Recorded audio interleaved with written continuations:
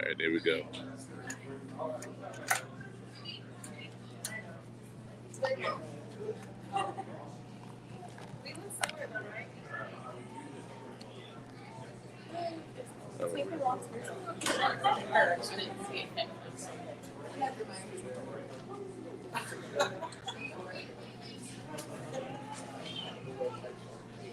Stupid. How's it going, everybody, tonight? Oh, come on. It's a little drippy wet outside. Get yourself a drink. Get yourself a snack. Get yourself some soup, because you are at the Dakota Ice House. Yeah. If you don't know, now you know. Some of the best drinks, but guess what? Some of the best food, and always the best people. We are here for another Dream Week Speaker Series tonight. Somebody say Dream Week. All right. Don't slow down. We got a couple more weeks to go. One more week to go.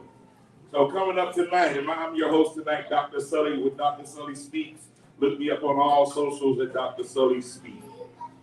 So we got coming to the stage here in just a minute to talk to us, none other than Melissa Garcia. Clap it up for her.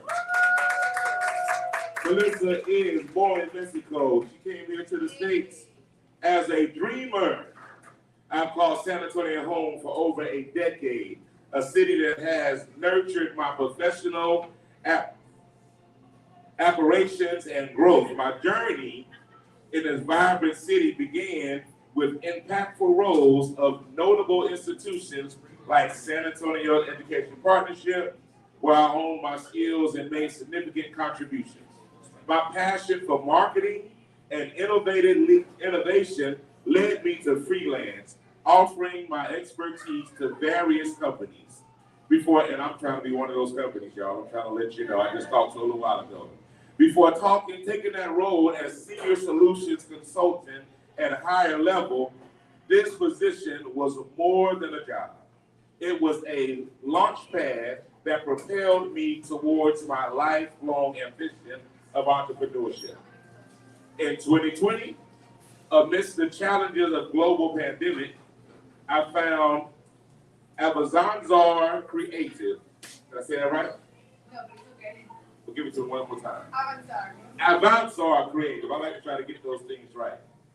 The venture was not just a business, but a testament to my resilience and determination.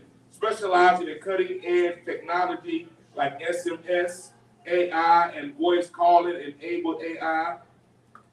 This company helped being instrumental in revolutionizing operations for multi-million-dollar companies.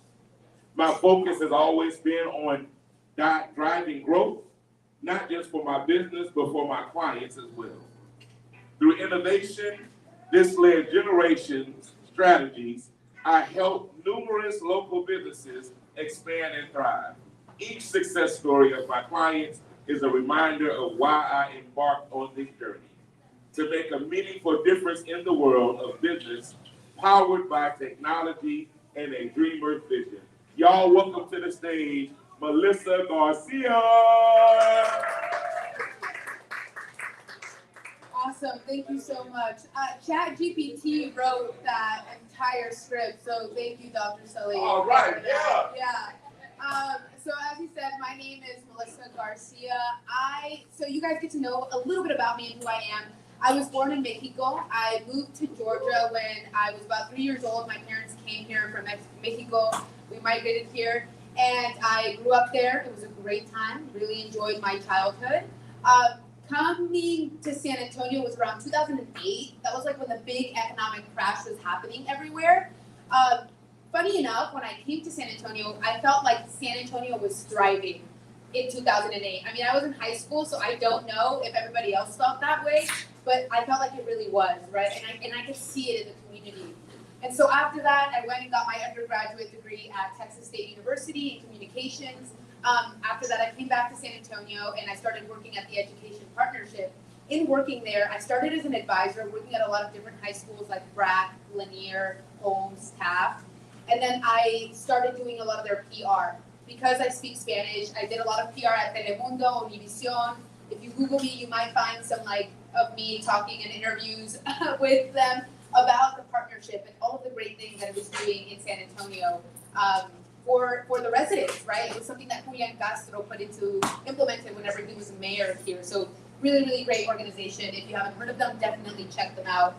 After that, I started working at what's then the Rivard Report. It's a local digital news organization here in San Antonio. It's now known as the San Antonio Report. So think like NPR or TPR, but local. That's definitely what they did, all digital news, and it was a nonprofit. I did membership and business development there, and I got to meet a lot of very influential people in the city. I got to learn a lot about, business development, how San Antonio works, and again, get connected with a lot of really, really amazing people. After that, I, started doing freelance marketing. I wanted to be my own boss, have my own schedule. My parents being from Mexico, they always said to me, you should want to be an entrepreneur. You should always have your own business. That is the only way to be successful, according to my parents. Now, this is because in Mexico, that really is the only way to make a solid income. It is by owning your own business. There's a lot of locally owned businesses in Mexico, a lot of front-end shops, convenience stores, but that's because that is the only way that they can make a comfortable living in Mexico. Not the only way, but oftentimes the only way. And so I had this idea planted in my head, and I began working at a startup which was called High Level. They're based out of Dallas, and so I started working there. I was a senior solutions consultant, doing a lot of consulting for the businesses that would come on the platform because they wanted to automate their business. They wanted to automate their front-end staff, right? So I began working there. I really, really enjoyed working there. It was amazing. I learned a lot about tech, about where digital marketing is today. And after my time there, I said, you know what? I'm going to buy a house because I can prove my income that way. As an entrepreneur, it's tough, I've heard. So I did that, and I pulled the plunge, and I said, I'm going to start my business. I'm going to open up a digital marketing agency. I'm very passionate about this, and I really feel like I can help people, right? And being a queer Latina woman, a Mexicana, it was very important for me to come into this space that is usually dominated by white older men, truly. I go on meetings, oftentimes I meet new clients, and it is a lot of white older men. And so I had a lot of, at the beginning, fear and imposter syndrome of, can I do this? Am I capable of doing this? But amidst the fear, I opened my agency, and so the first thing that I had to do was name it, right? And I thought to myself, what is going to be a name that is going to catch people's attention, make them think, how do you say this? What does it mean? And something that's going to be true to me and who I am, right? And so I landed on the name Avanzar Creative. Avanzar in Spanish, the translation in English means to get ahead, to move forward. And so that was my goal. For any client that I worked with, I wanted to really meet them where they were at, help them move forward and get ahead. Again, as a queer Mexicana woman, because I really wanted to jump into this space and create a path for myself, because there was none, right? Being a woman in tech is very hard, and being a brown woman in tech is even harder. There is no space that I could go in and have someone that's already doing it in front of me. I have to create my own lane. And so that's what I did. So I opened up my agency. I left this startup that I was at, and I got bombarded on LinkedIn. All of my old clients messaged me, and they said, hey, where did you go? I really want to still work with you. How do I still work with you? And I said, well, I opened up an agency. This is a great way to continue working with me. And that's how it began, and that's how it grew. It was very, very organic. To this day, my business has been open now for over 3 years. To this day, I have not done any paid marketing. It has all been organic through referral, and I think that's just a testament to the work that we provide. Thank you. That my business and agency provides for our clients. And so I love that DREAMWEEK is focusing on this compassion drive, right? That is our theme for this year. And I love that because in my business, right, digital marketing, you think of it, you see sponsored ads on Facebook and Instagram when you're scrolling, but there's a key. There really is a key in meeting people where they're at and being able to target them through compassion, right? Because if you see an ad on Facebook, let's say you want to go see a dentist, right? You're looking up on Google, you're wanting to see a dentist, your phone's always listening to you, so then you go to Facebook and you see all of these dental ads. If you see an ad that says, Melissa's dental office, open 8 a.m. to 5 p.m. The likelihood of you clicking on that is not very high, right? But if you see a Facebook ad and it says, are you tired of hiding your smile? Odds are you might click on it, right? And the key is asking those pointed questions that are gonna make you feel something. And that's the biggest thing that I think a lot of digital marketers miss whenever they're working with clients, especially local businesses.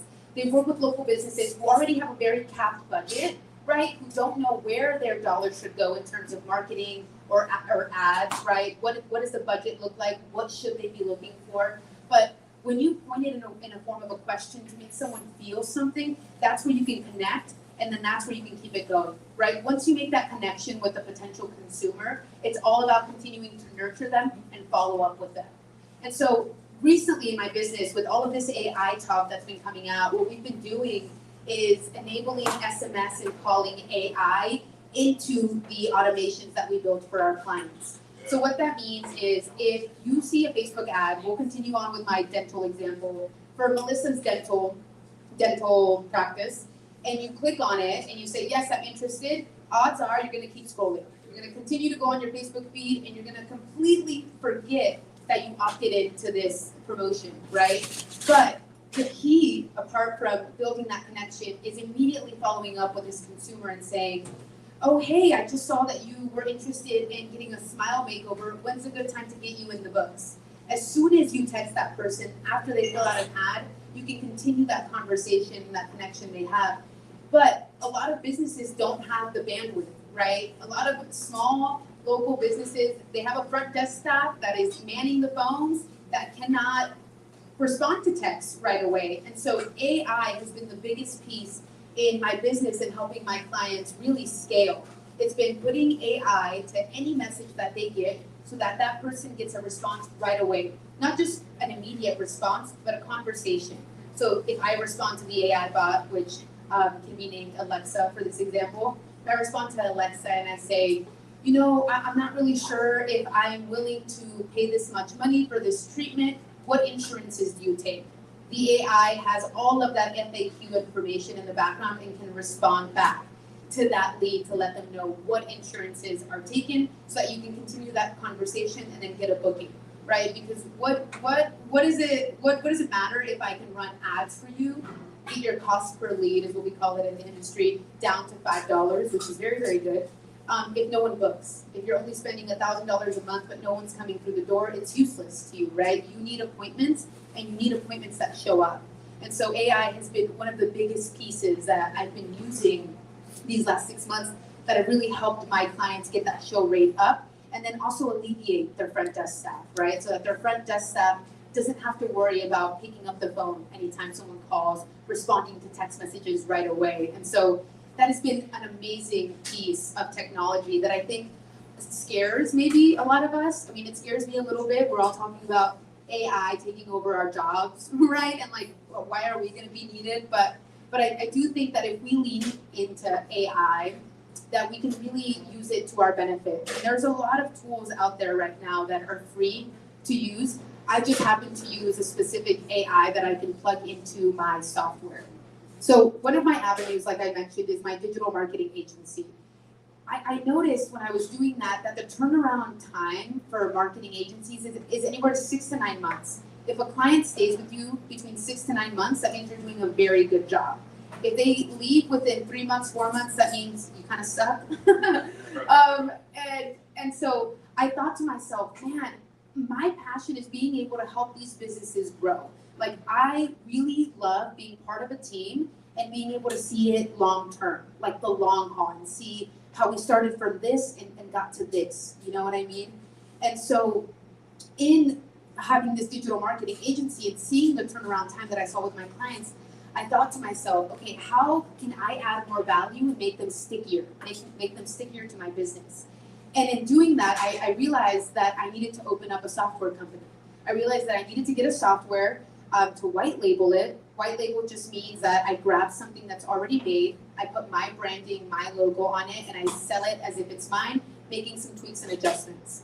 And so I white labeled this software called High Level, the company that I used to work for, and now it's my CRM. So anytime I get a new client, I don't only do digital marketing for them on the softwares that they already use. I say, you know what? I have a better solution for you. It's under my CRM. I'm going to automate your entire business. We're going to enable AI. We're going to enable calling AI. You're going to be set. All we need to do is make some connections. And they usually say yes. And once I do that, it makes them so sticky. They build their website with my tool. It's called a customer relationship management tool, CRM for short. They put their website on my CRM. They put their entire contact database on my CRM. All of their automations are in my CRM. So the day that they say, you know what, Melissa, this has been great. I found a new marketing agency that's giving me an even lower price. I'm going to go with them. I can say, absolutely, go ahead. Do you still want to use the CRM? More often than not, they say yes. I say, great, that'll be $2.99 a month, and that's it, you're good to go. And so I can continue to have this passive income right over here just by growing that software. But you know, I would love to continue with the digital marketing mostly because it's like, again, it's what I love. I love being able to see these businesses grow. But having this other branch of the CRM oftentimes means that even if they leave, within a year they come back.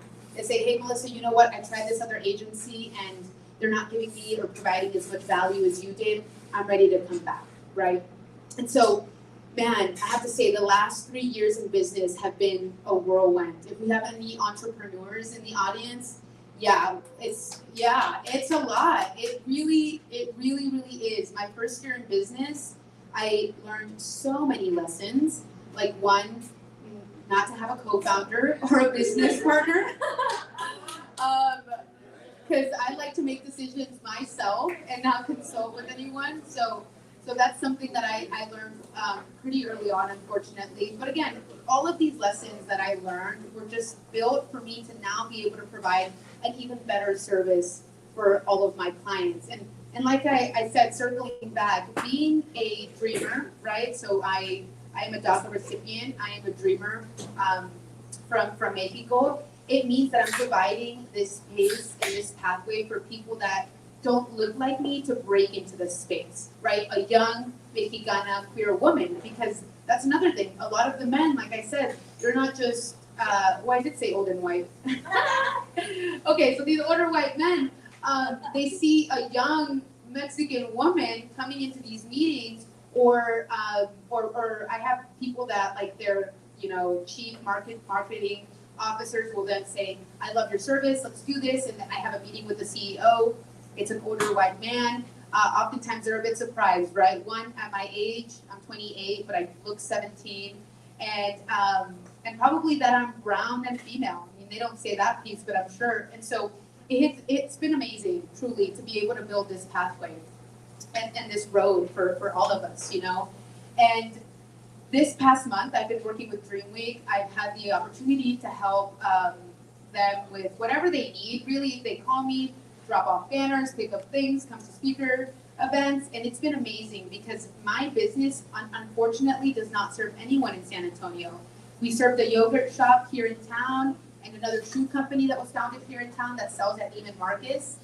We helped them for a little bit, but all of my clients are on the East and West Coast because everything's done online now, and so being part of DREAMWEEK this month has been absolutely phenomenal, being able to connect and meet with all of these other, like-minded people, like trailblazers truly in this city, because my passion is to give back to the city that taught me everything that I know, truly. And San Antonio is really one of a kind. So I'm so honored to be speaking here, to be able to share a little bit of my story with you all. And with that, I will open it up to any questions.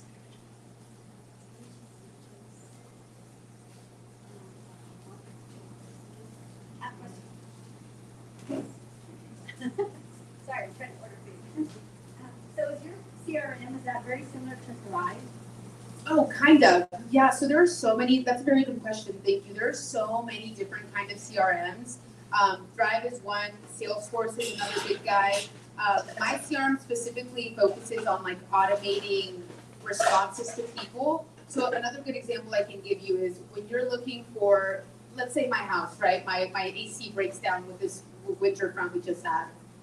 And I look up HVAC repair near me. all I'm gonna do is go down Google until one of these people answers. You know what I mean? And so what my tool does is called a missed call text back. It means it'll call that first person, and if you don't answer, my system will text them right away and say, hey, I'm so sorry I missed your call. How can I help you? That person's gonna say, oh, I got a response. I'm gonna stop going down the Google list, and they'll have a conversation with the AI bot until we get that booking. So kind of similar to Thrive. Thrive is probably more traditionally a CRM. Mine is kind of an all-in-one. You can build your websites, post contacts, database, etc. Thank you. Yeah, thank you.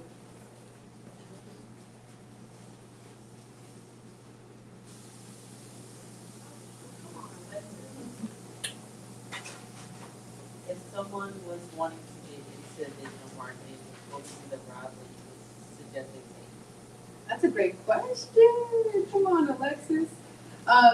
If someone were to be interested in digital marketing, what route they should take? To be honest with you, although I worked in education for a lot of years, I don't think a degree is necessary nowadays to break into the digital marketing world. Really, it's getting into a software that you're passionate about, or let's say you want to be a website designer, take a course on WordPress. You know what I mean? Like Harvard, Yale, all of these huge Ivies have so many free courses that you can take to get certified or learn about how to do this one thing. And if you can become an expert in just one small piece of the big puzzle, you're set. For me, I'm an expert in automations and operations. A lot of larger businesses, a lot of multi-million-dollar companies will bring me in, not to do digital marketing for them, they have that, but to do operations and systemize what they're doing, right? Because a lot of them are very antiquated, especially these larger companies.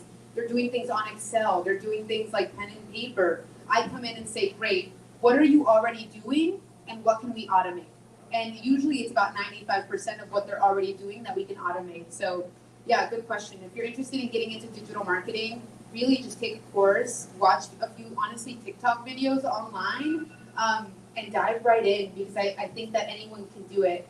Another piece that I forgot to mention that I want to mention with that question is my staff is an all-female staff, because again, I really want to stay true, yes, thank you, to my roots, to who I am being a woman in tech. And a lot of them live in the Philippines. You know, I'm able to pay them a fair wage because the conversion to their Filipino peso is so much higher than it is here. So that's another thing I want to encourage people. If you do digital marketing, you do anything online, maybe you need a virtual assistant, hire outside of North America if you can. It's so simple. Wages are a little bit lower than what you would pay someone here in the States, and such quality work.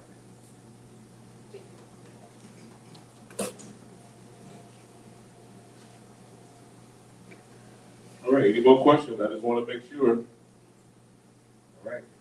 You might not see her again because she's going to go back to her bat cave, because that's what happens when you're an innovator. You live in the light side, what we call the dark side, but it's a lot more fun over there. Thank you, thank you, thank you, thank you, thank you, Melissa Garcia.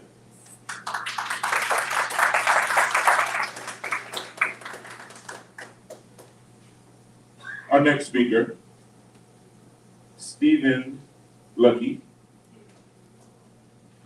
Stephen Lucky holds a bachelor's degree of science in biochemistry from the University of Incarnate Word and a master's of arts in nutrition from the University of Incarnate Word. During his undergrad years, he became enamored with health and wellness, first starting as a student in employee wellness program, and then a community garden on campus. It was long before Stephen started Gardopia to address obesity and climate change a few years later.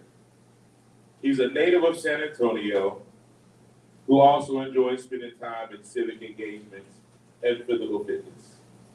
He's manifested these other passions by becoming a certified strength and conditioning specialist in 2015 and running for mayor of San Antonio in 2017.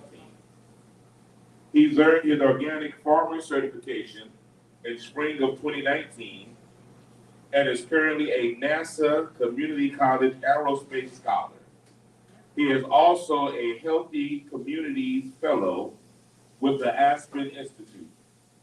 Stephen looks forward to continued growth with Gardopia in the 8th year of its operation.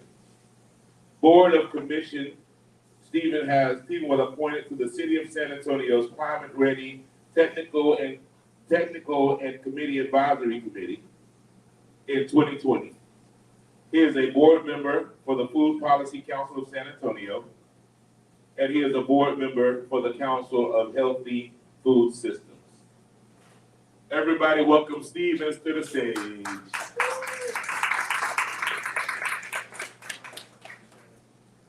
Just for the record, I just want to say, we get these wonderful headshots. I have no idea who he is from the headshot, but as an East Side native, I know exactly who we at the Garden. Good to see you. Right. Everybody receive Stephen. All right. Should I take a seat here? Wherever. Okay.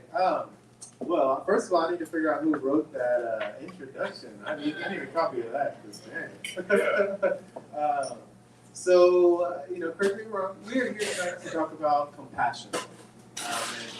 San Antonio, I believe, has been titled as a compassionate city. Of course, we're here for DREAMWEEK and all the work that has been done prior to the founding of this, but the highlighting of the momentous work that has been done for decades, if not further, to advance oppression, to advance exploitation, to advance all the negative things that have happened in our specifically Black and brown communities right here on the east side of San Antonio, Texas, right? And we're all doing what we can to progress our community forward in one way or another. For me, when I think about the word compassion, and I asked Siri on the way over here, what is the definition of compassion?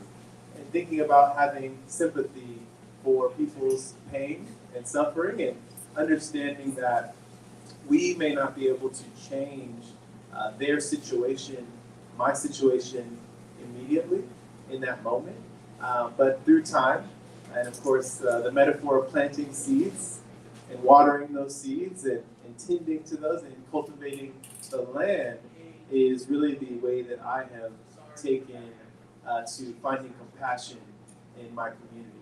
And just to make sure, can you give me a time count? I'm 7:05 right now. So, how long? 30. Okay, 30. All right, y'all. We're here for a conversation. So let me set my timer because I don't want to go over either.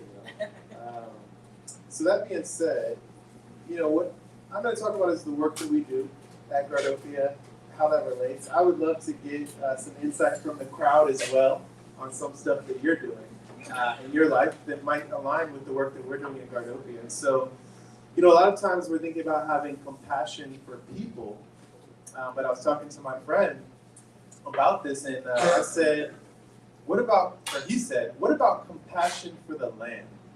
Right? We usually see the land as separate from us as humans, but land is living, right? Land can have a spirit. Land is an entity in itself. And so, of course, we want to have compassion for our neighbor, compassion for our children, compassion for the elderly, compassion for all of mankind. But I don't think at this point in time, our community thinks about compassion for the land. And we have to advocate for the land. There are some court cases that have been developing where indigenous tribes are starting to get rights for the rivers and for maybe large spheres of land, right, like bioreserves. So it's happening slowly, but just as a corporation can have a voice, right? We know that corporations essentially can be represented in the court of law. Well, so too shall the land be able to have a voice in how the land is developed, how we as humans are essentially using these natural resources in an unsustainable way. And that's not compassionate. That's not compassionate for our planet if we're not thinking about the way that we are consuming, whether it be how we drive and the fuel that we use, whether it be our food and the way that it's packaged, whether it be all of the resources on this land that serve us through what are called ecosystem services, right? So the bees don't send me an invoice for pollinating, right? The trees don't send me an invoice for fresh air. The worms don't send me a bill at the end of the month like, hey, I digested this much organic matter for you. And if I didn't do that, the world would be in a bad spot. And so all of these ecosystem services essentially are free to us. And if we manage those ecosystem services, then they can be what is called a renewable resource, right? It could be a renewable or regenerative resource that we as humans have lived off the land for millennia, right? Thousands and thousands of years, we have been the benefactors of the environment.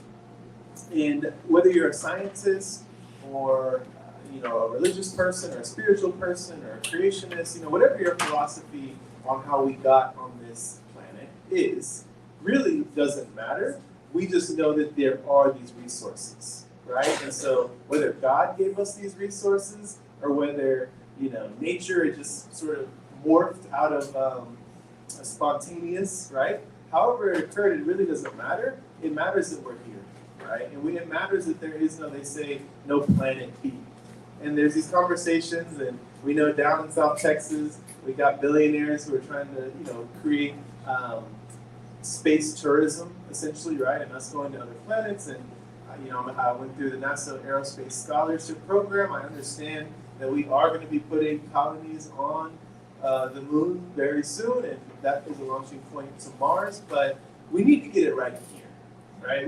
Let's get it right here before we start planet hopping all over the galaxy or the universe, whatever it might be.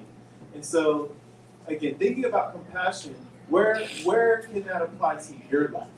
Where does it apply to your life to having compassion for nature? And that's what we're doing. We are taking care of the land, right? So there's a lot of what we call environmental degradation that occurs in these metropolitan centers. It doesn't matter if you're in New York, it doesn't matter if you're in San Antonio, it doesn't matter if you're in Portland, if you're Austin, wherever you are, the cities have actually become sort of like a cancer. If you look at the planet and you look at all the lush greenness and blue and brown and all the palette of color, these city centers are actually becoming like death and destruction of concrete and polluted rivers, right? Like, we can't swim in the San Antonio River. And every time I'm doing something that is continuing the harm of the San Antonio River, I'm not being compassionate for my planet and for my community. Now, it's bigger than us, right? Like, nobody here decided to hurt the planet. Nobody was born with this evil, like, I want to kill the planet, right? It's a system that we're born into that we become complicit within the system.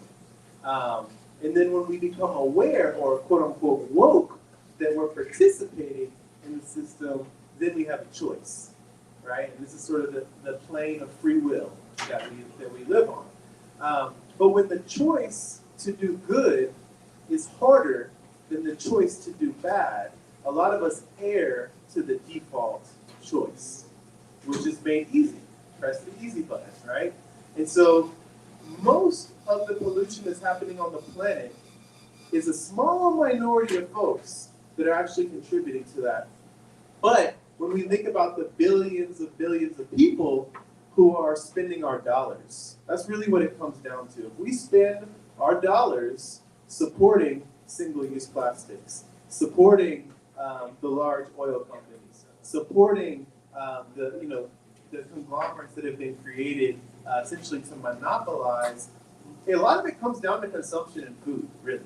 And again, food.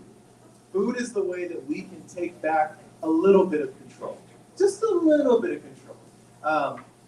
If you grow all of your spinach in the winter, if you grow all of your peppers in the summer, if you grow all of your mint for mint tea, right? Those are little steps. So now I'm not going and buying those tea packets anymore, which is reducing down on my plastic. Now I'm not driving, or I'm reducing the amount of times that I'm going to the grocery store.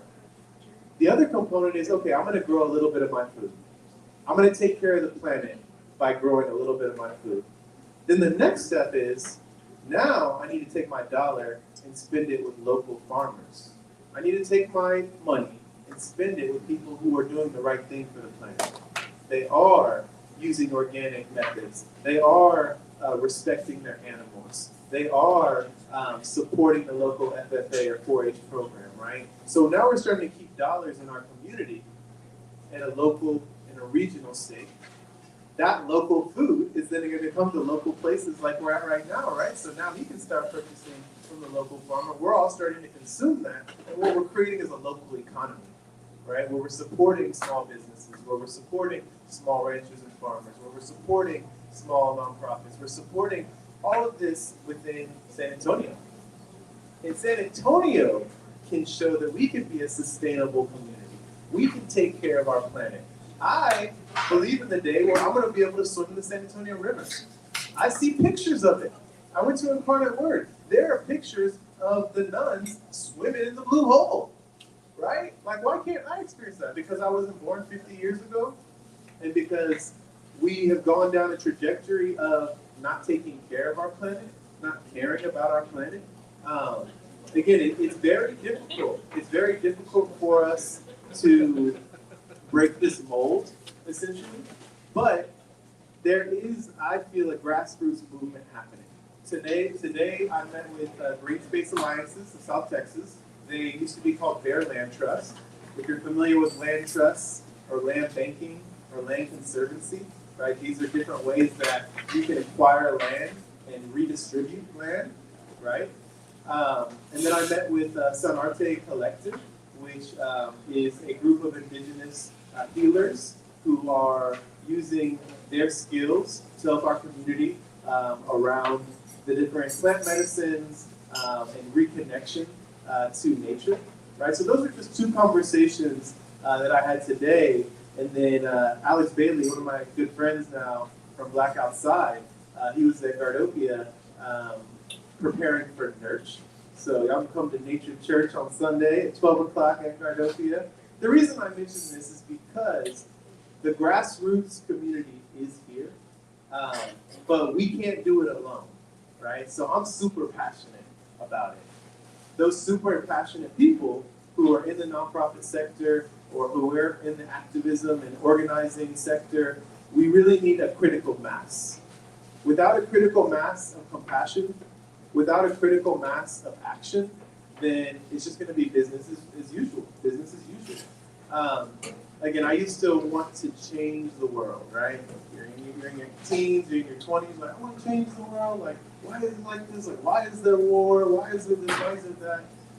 But then, you know, it's like, all right, what can I realistically do individually? What can I individually realistically do? Here we are. We're in San Antonio, Texas. We have some amazing people. We have some amazing leaders. Again, I'm here at DREAMWEEK, right? This isn't necessarily happening all over the country.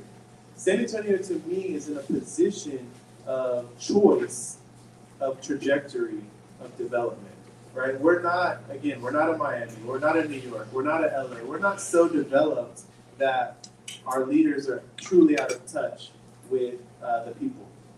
We do have some forces that work against us, right? We know the Texas government is not necessarily in the favor of the urban core. A good example is Broadway. Broadway was trying to become a more pedestrian-friendly corridor. And you're going to have bike lanes and more trees and greening that corridor, making it really nice for us as here in the urban core.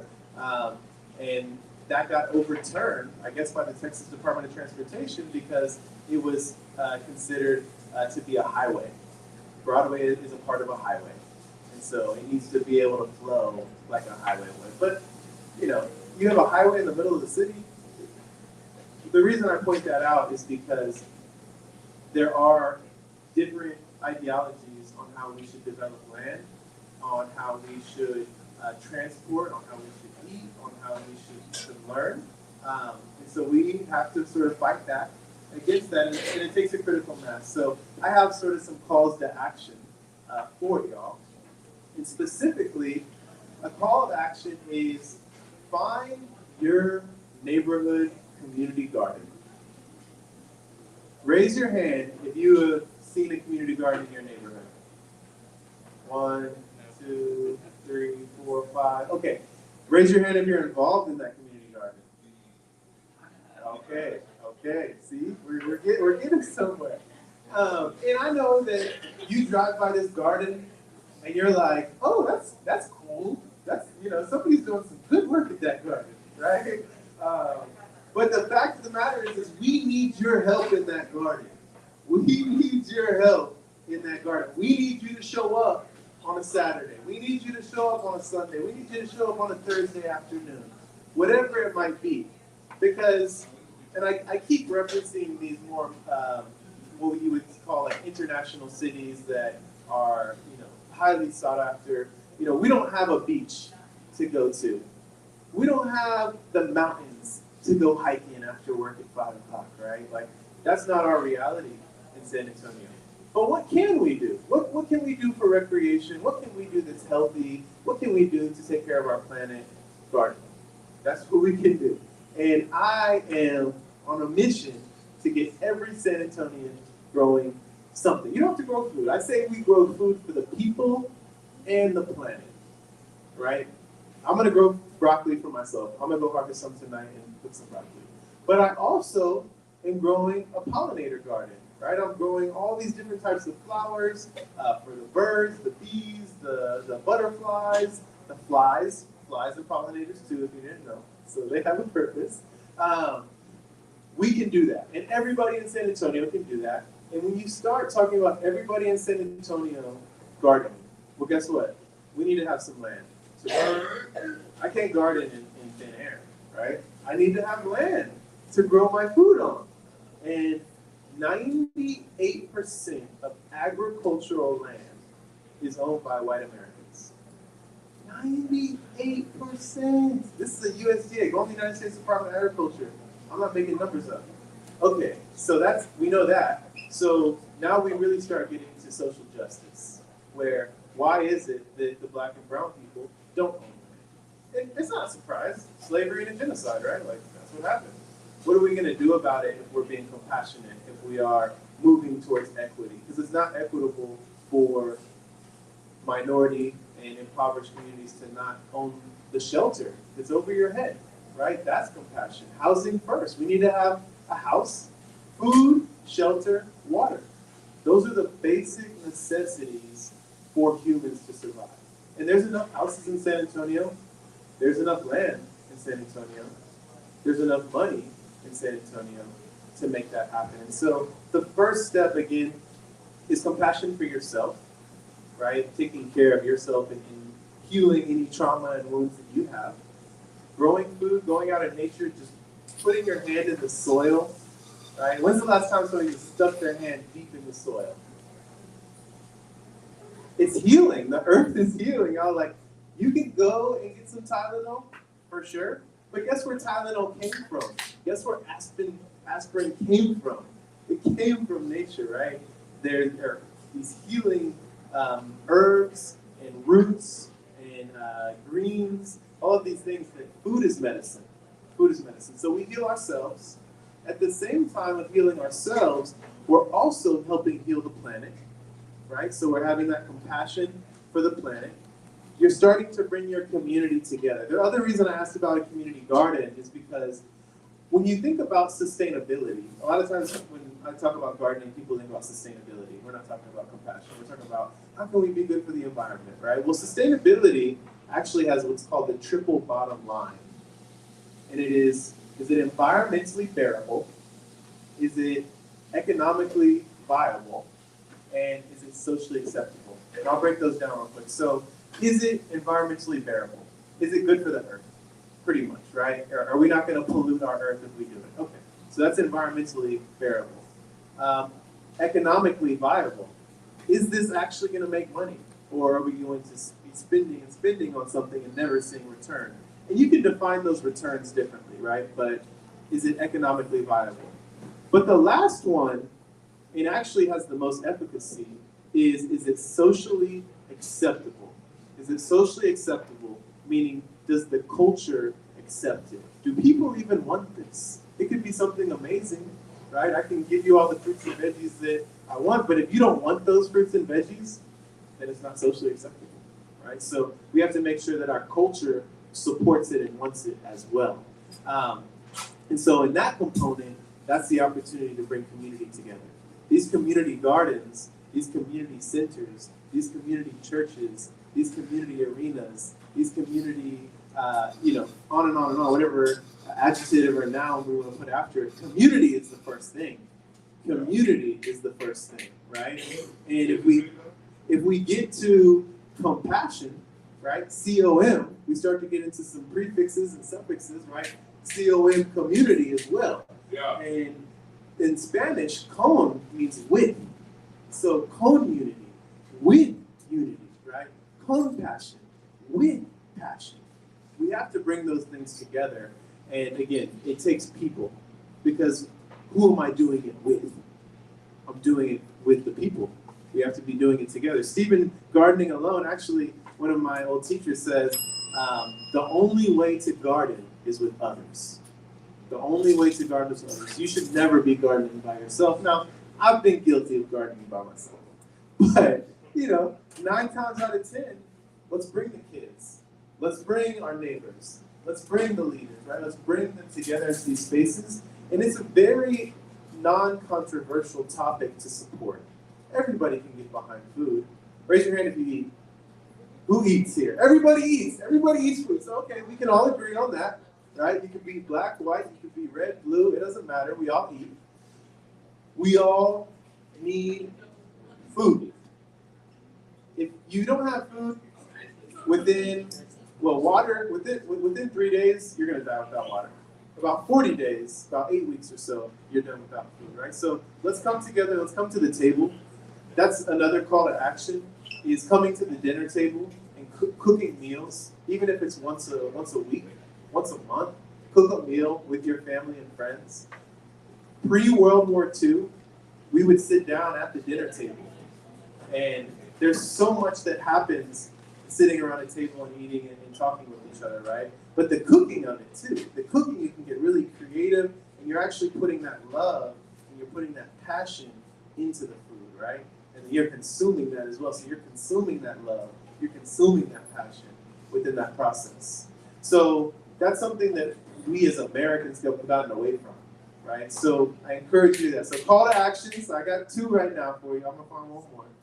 First one is go to your community garden. And I know it can be difficult because you don't know when they're out there. It's just random. It's like I saw somebody one day and the next day nobody was there. There's no phone number, there's no website.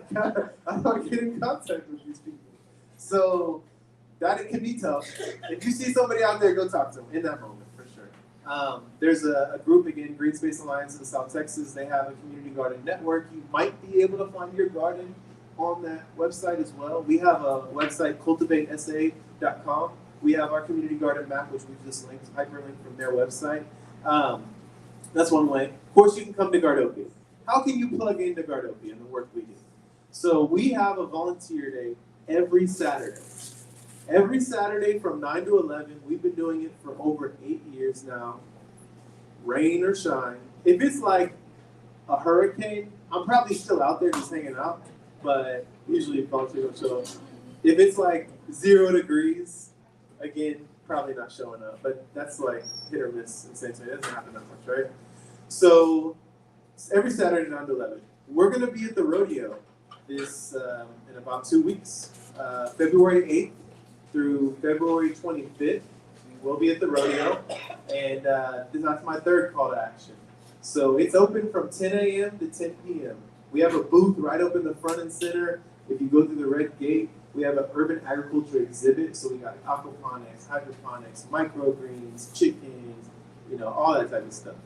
And we need help manning the booth. So if you're like, hey, you know what? I got a Saturday morning, or I got a Friday afternoon, or I got a Thursday morning, you can come put in a few hours with us. We're doing an orientation this weekend at 12, free lunch. So you can come out to Gardopia from 12 to 1:30. We're going to go over the logistics with that. And then if not, I'm going to do a Zoom on February 1st, 6:30 to 7:30. So that's another way to plug in. So check us out at the rodeo. Support us that way. We go to schools. We go to churches. We go to community centers. If you ever want to volunteer at one of our sites, maybe your neighborhood school, we might be at your neighborhood school. You can always come in with us that way. We have a farmer's market. We're going to be doing tree adoptions February 10th at the Pearl. You can catch us there. And then we'll do another one probably March 1st at Gardopia. We'll be doing them all spring. So you can come and get a free fruit tree. We do shade trees sometimes too, but we're trying to turn San Antonio into a food forest, right? Because I have gone to multiple places, but most specifically I went to Vancouver, Canada, which considers themselves the Garden City. There's a lot of cities that say that they're the Garden City. I think Portland's another one. But when I got off the bus, there were blackberries just growing wild. And I was like, dang, that makes sense. Why don't we just plant blackberries and grapes and pomegranates and pears and figs and plums everywhere? We can do it everywhere. You need water, and that's one of the issues. So like in the Pacific Northwest, that climate allows for plants to survive more because we know how our summers get, right? But our farmers markets and the tree giveaways are meant to allow y'all to start planting fruit trees in your yards and in your community centers. We also have a magazine. We have a podcast. We got a YouTube channel. So if you're like, man, I really would like to garden. I gardened with my grandpa like 30 years ago. I really don't remember. You know what? We have a YouTube channel for you to learn how to garden. It's called Organic. Well, it's Gardopia Gardens, but we have a series called Organic Gardening 101. Right? And we just go through the basics. We did it during COVID. There are a lot of COVID gardeners where people were at home. They wanted to get outside, right? So you can learn that way. We have recipes in our magazine of what's in season. We have tips and tricks on how to grow, work with chickens or work with vermicompost. And then our podcast, we, highlight other organizations who are doing great work. And then we have a conference. We have a conference coming up. It's called the Food and Nature Education Conference. It'll be our 4th year doing it. But we really want to empower y'all. I can't grow enough food for you. I can grow some food for you. I can show you how to grow food, but we have to empower the people, right? We've become so much consumers versus producers. And I'm not expecting everybody to go out here and start a farm. That's not what I'm saying to do, right? A little bit, grow some basil, make some pesto, right? Let's get started like that. Some of y'all might really get into it. You're like, whoa, I never knew this was my calling. I'm gonna go be a farmer. Some of y'all are gonna grow, maybe some of y'all are gonna volunteer with the PTA at the local school garden or something. But once you start this process, I guarantee you, your mental health is gonna be so much better. Your physical health, actually, you're gonna burn some calories, is going to improve. Your spiritual health. Again, I talked about compassion for the planet, and I'm going to still sort of hang my hat on that, but the earth essentially is where we all come from, right? There's that saying, ashes to ashes, dust to dust, right?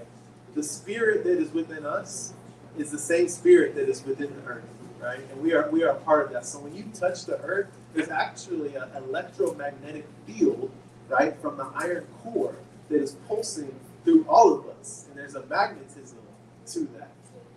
And we can harness that within ourselves. There's iron in our blood cells as well, right? The hemoglobin. And so all of that is connected. This wasn't by accident, the way that this reality has been engineered. And we have the opportunity to really lean into who we are as beings of this planet. But it does take that compassion again for self.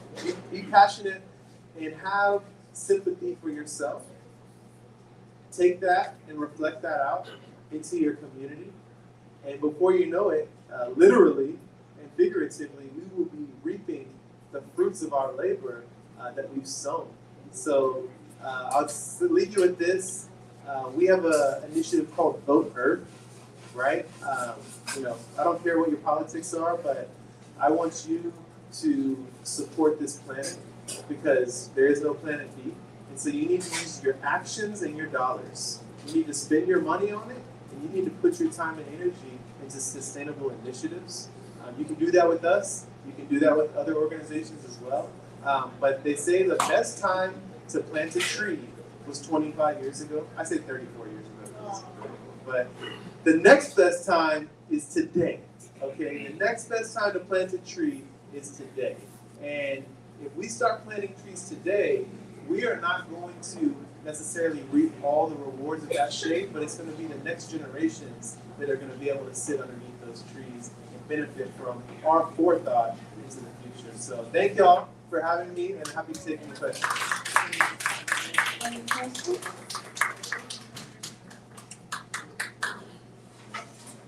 All right, well, if not, I'll hand it back. You got a question? Okay. Let's say I'm an introvert. Let's say that I'm an introvert, so I'm probably not going to come to the garden, but I really have this huge backyard. I don't really do YouTube, I don't do social media, but somebody here told me about you all. Is there anyone who can assist me, who can come out, who can help me jumpstart that garden?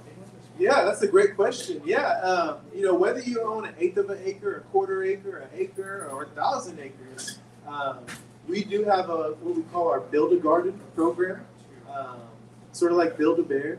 Essentially, we go to your property, usually we start a consultation. So we'll walk the property with you, we'll take measurements, we'll look at it on Google Maps, we can do some sketches, and then from there, we can sort of take it in the direction that makes most sense, right? Maybe you want to start an orchard, maybe you want some chickens, maybe you want to do a couple of raised beds, maybe you want to do a rainwater catchment system, maybe you want to throw in some solar panels, right? Like there's all these different ways that you can live an eco-conscious life, right? And we want to help realize that.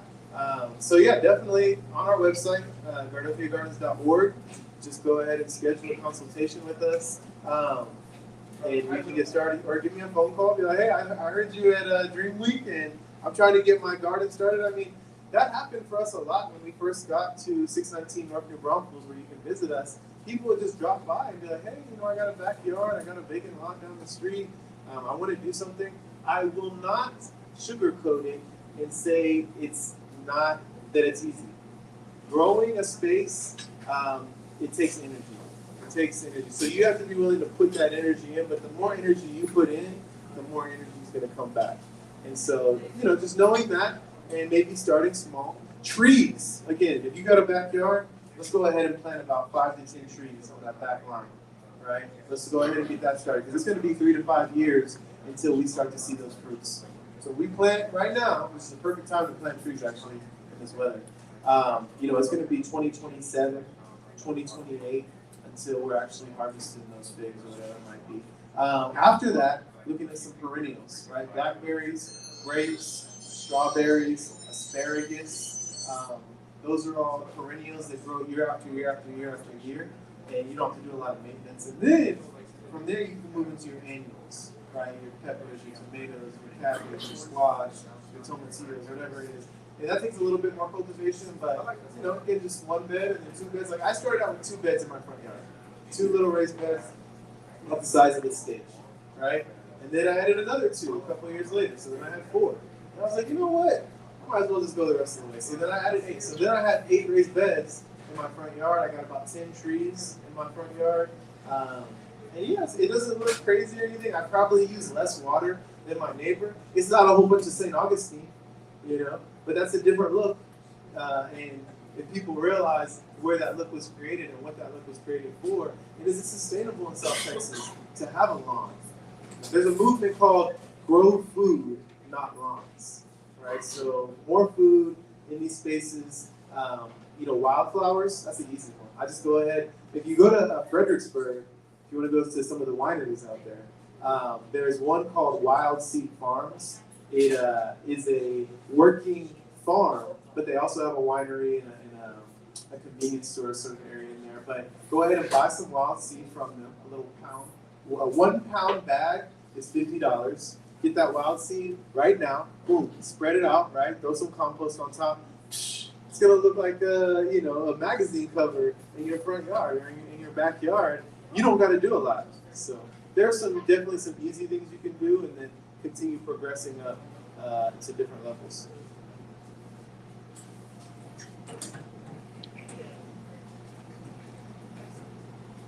I have a question. So for those who live in apartments that don't have access to like property or land, what do you encourage for them to do?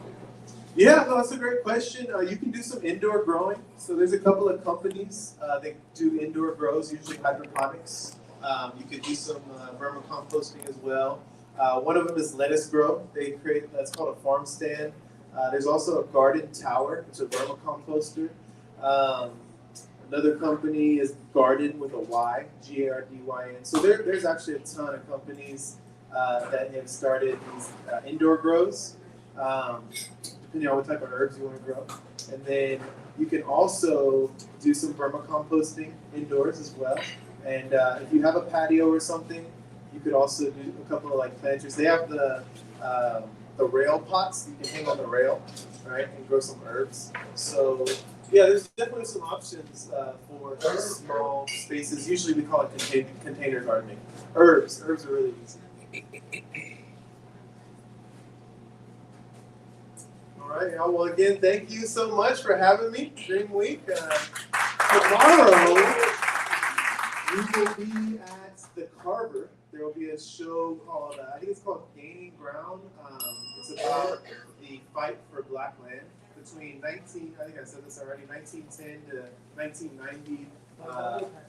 Close to 90% of Black-owned land was lost, billions of dollars in economic value. So there's actually a documentary on that and a panel. And then on Friday at San Antonio College Eco Centro, it's called something else. Maybe that one's Gaining Ground, but that's also about environmentalism. So Friday Eco Centro and Wednesday at the Carver.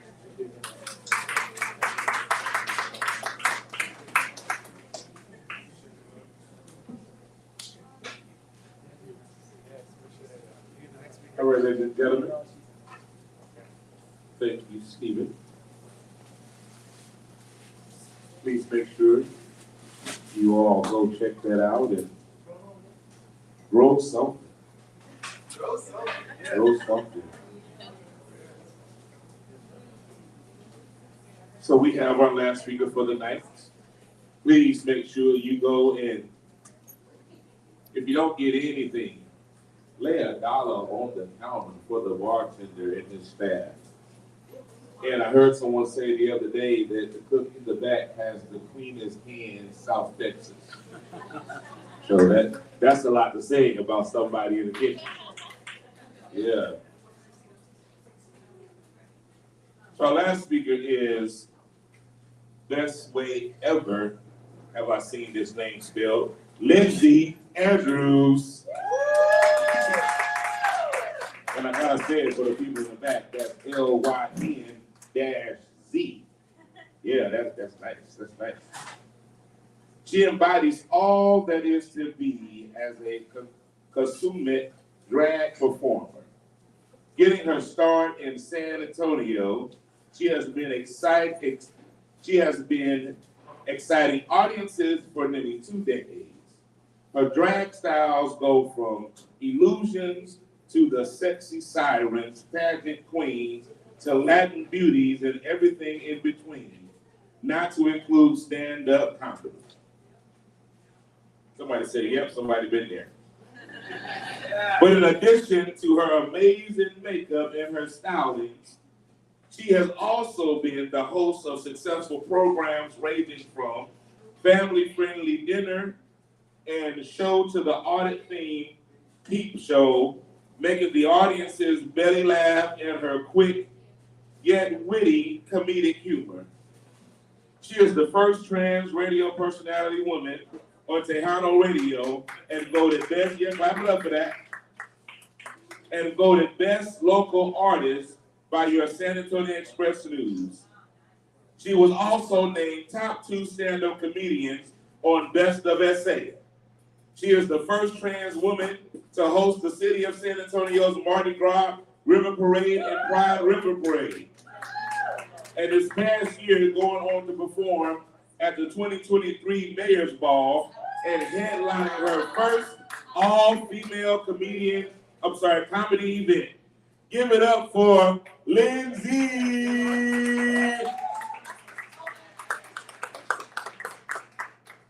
Wow, who wrote that? It was me, I did it. Thank you so much, I appreciate it. You guys, listen, I'm not gonna be your conventional speaker. I don't do all of that stuff. I'm not gonna sit here and translate everything about my life, but I am gonna sit here and tell you everything about my life. Okay? It's very interesting. It's as quick as I can do it because I am 43 years old. Well, I'm turning 43 years old this year. It's easier to say it, so I get used to it now. You're not looks like it. What's that? You're not looks like it. I don't look like it? That's because it's dark. But listen, I got my start, like he said, about 20 years ago, okay? Now, this is 24 years I've lived my truth. And I have to send a big thank you to DREAMWEEK for giving me my dream voice to be able to be a dream speaker here tonight at the Dakota Ice House. So thank you so much for letting me do this. I was born here in San Antonio, Texas. I am a native. I was born in Santa Rosa Hospital. I was actually born in the elevator. I was breeched. I was feet first, so that means I'm good in heels, as you can tell. And I always say, and my mama told me too, God rest her soul, she said I was blessed because I was born around 3 nuns. 3 nuns. Yeah, can you believe it? 3 nuns. That's why I'm still here. And the reason why I say I'm blessed is because statistically, being a transgender woman, I should not be alive right now. Now think about that. Statistically, as a transgender woman, I should not be alive right now. Especially with all the accomplishments that I have made. It wasn't an easy road. It's never been easy. And anything we do in life is never easy, right? Nothing we do in life. I mean, if it goes from us growing a garden and all that good stuff, it's not easy. He said you have to put the work in. I put in the work in for 24 years, and I'm still putting in the work. I too stand in rooms with a bunch of gentlemen all the time who are more, and I say more successful, and I mean successful in the way of education. Because I had to grow up really quick and really fast because, let's face it, being in an LGBTQIA, all the letters of the alphabet, okay? Being in that LGBT and being the T in all of that, it's extra hard. I'm the minority in the minority, okay? Not only am I a trans woman, I am a trans Latina woman. So it's extra harder, I don't get it. It's not very easy to go up and just sit there and say, you know what? I have all of these accomplishments. I think you guys should hire me. It didn't happen here at the Dakota, okay? Right? I came in here, we tried to get a show going. It didn't happen. It's not because of anything of those sorts. It's because at that point in time, I just wasn't ready. And they weren't ready for me. All right? But listen, that didn't stop me.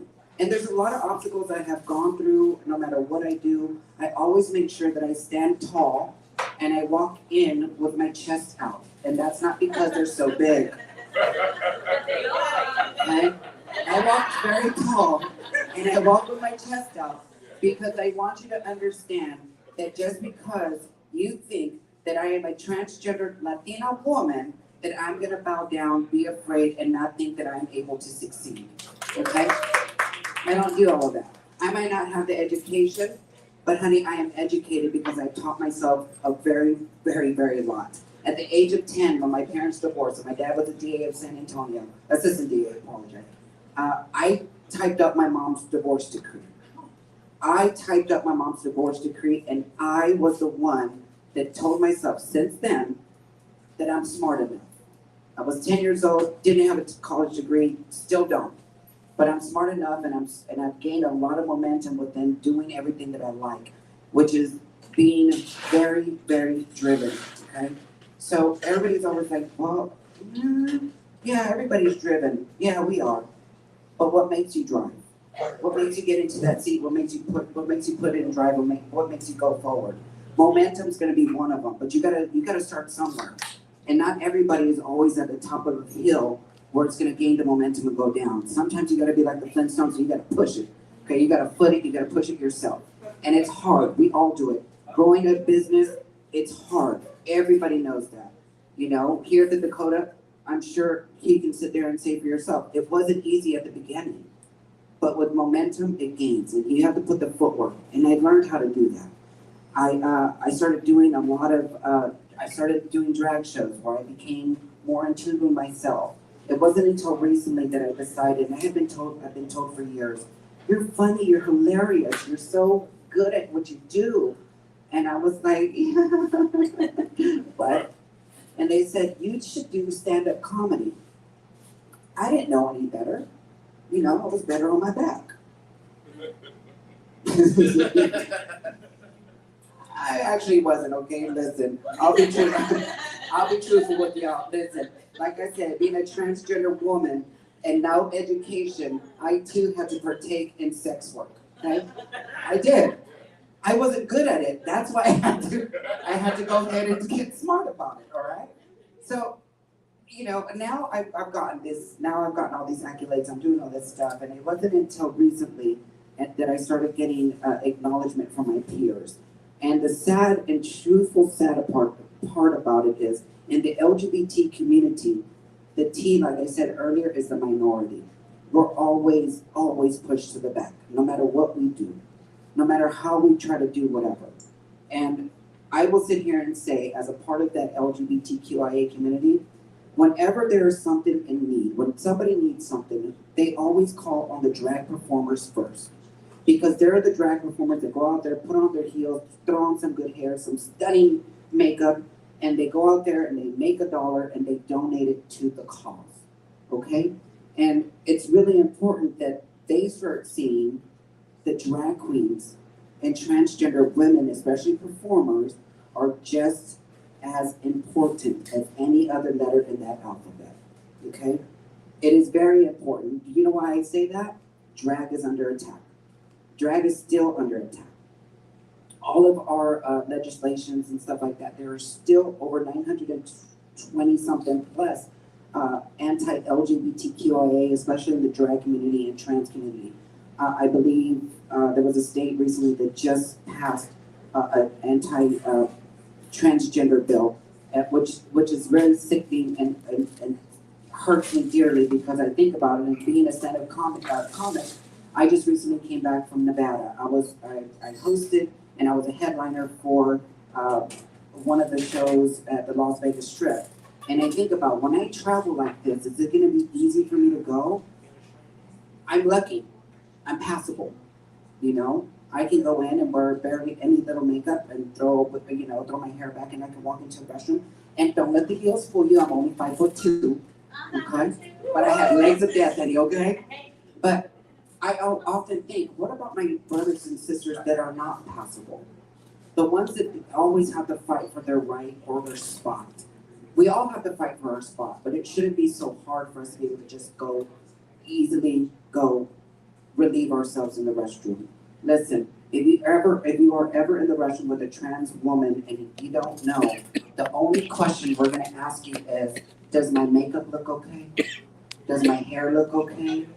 Girl, you look stunning. Those are the things you're gonna hear. You're not gonna hear anybody say, can I get your number? We're not for that, honey. I'm sorry. Sister Dick makes me sick. I can't do that. All right?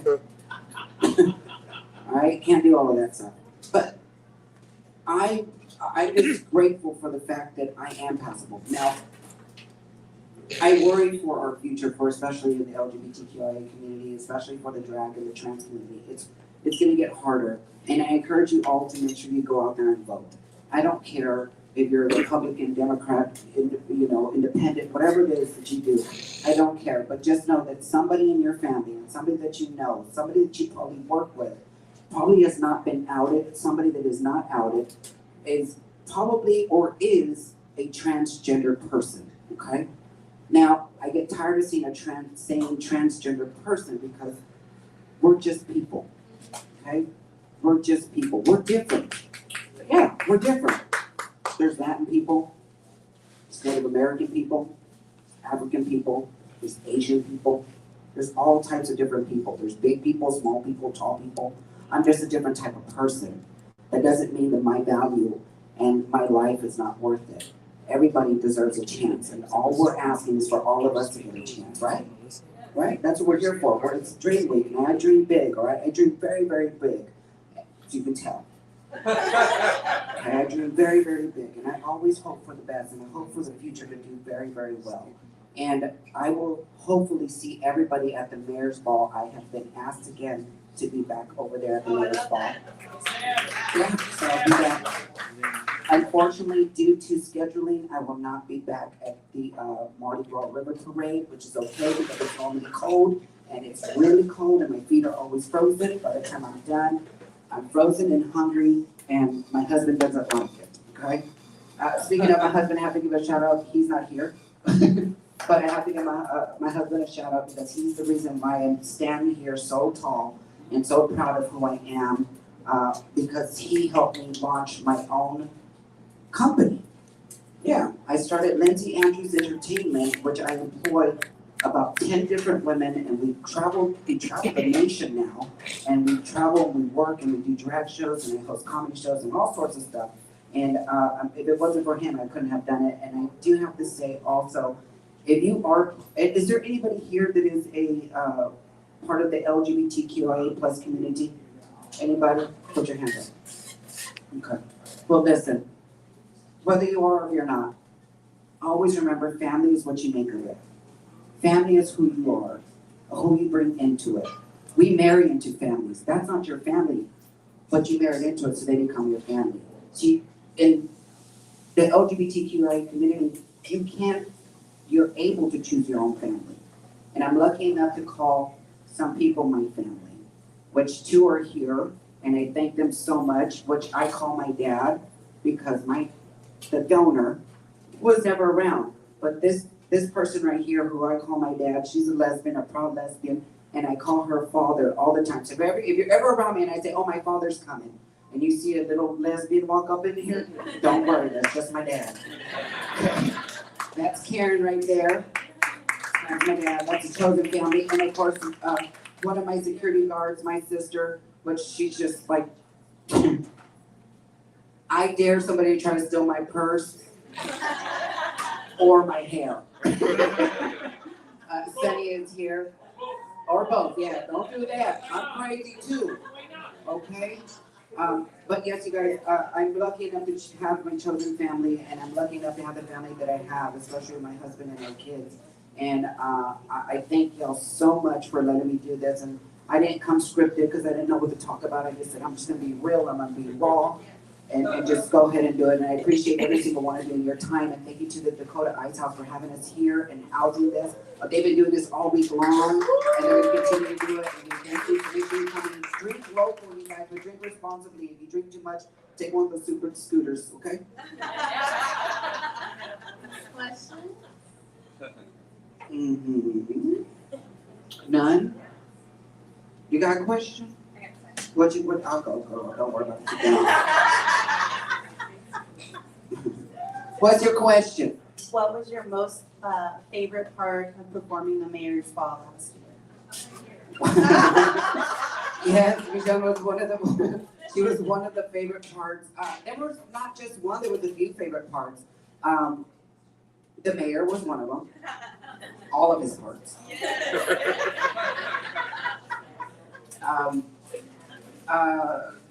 Joking around and getting to meet so many people, I didn't know that there was going to be, I knew that there was going to be a diverse crowd, but I didn't know how much of an extent of diverse it was. And anything that DREAMWEEK has taught me is that it's a really big, and thank you to Show, because he has really, really made this into a really welcoming space for all of us. And I mean this from the deep bottom of my heart for all of us. And I mean all of us to be able to express ourselves and be ourselves. And especially if you are giving representation for the LGBTQIA community. And there are plenty of LGBTQIA women and drag performers who are people of color, who are African American, that deserve this spot more than I do. And I applaud them because they too are 10 times worse than I am. And I'm honored to be able to stand here. So that's one of the best things about that. Anything else? Anybody got a question? I see that little hamster going. No? Nobody? Okay, ladies and gentlemen, I'm gonna be selling my high heels outside. And we're gonna be selling some drinks in here. Thank y'all so much, I appreciate you. You can find me on all of our Let's cities. see you at the man's ball. Yeah, I'll see, I'm gonna see you, what? Let's see you at the man's ball. Yes, I will see you at the mayor's ball. I heard something totally else.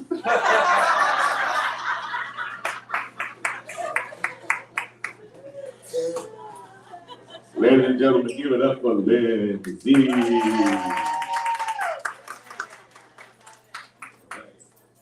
glad she saw your hamster and not mine. That was great. Good talk, good fun, and we got some jokes. Thank you to the Dakota Ice House. This place is truly a community place. Please take advantage of them as much as you can. Use it, use it, use it, please. All the other DREAMWEEK events, we're going strong until the 28th. There are many events. Please look at the website, check them out. Lots of things going on. If you don't know, there are so many ways to volunteer. So please start thinking about next year how you can get involved with DREAMWEEK. And I am your moderator today, Dr. Sully with Dr. Sully Speaks. You can find me on all socials with Dr. Dr. Sully, S-U-L-L-Y, Speaks, S-P-E-A-K-S. And it was my pleasure, as always, see you at the next speaker series. Until then, drive safe, drink safe, and we'll talk to you soon.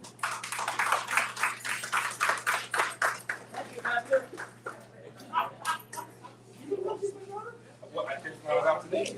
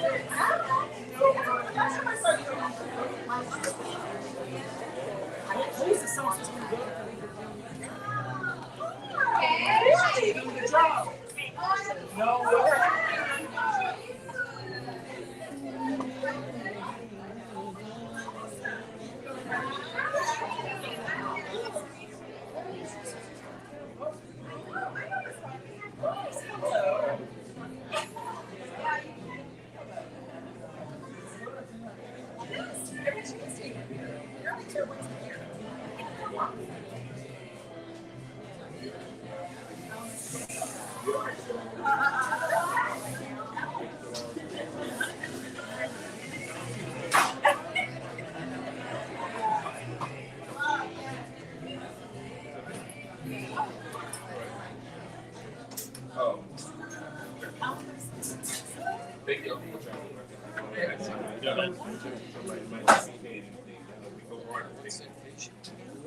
DREAMWEEK. Once a year. Oh yeah. Yeah, we just have to wait for him to wrap up. Oh, okay. Oh, yeah.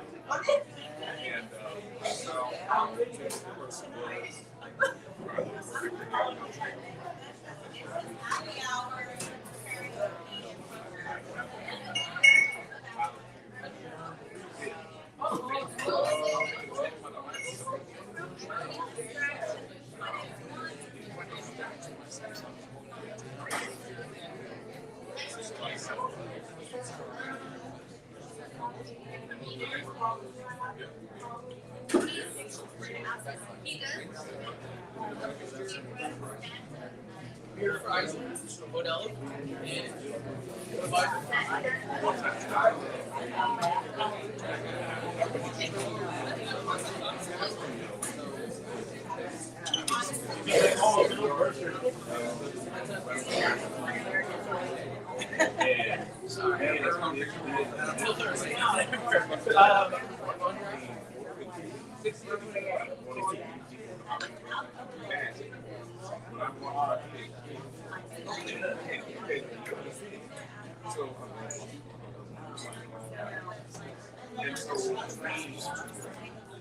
That's another person. Like, MLK understood to so much more. Oh, the draft. Yes. They get there earlier. Whoever made, whoever was my friend background artist, that's so much more here. But it's just another person. My kids do that. When I look, I don't have rather than have more, so I can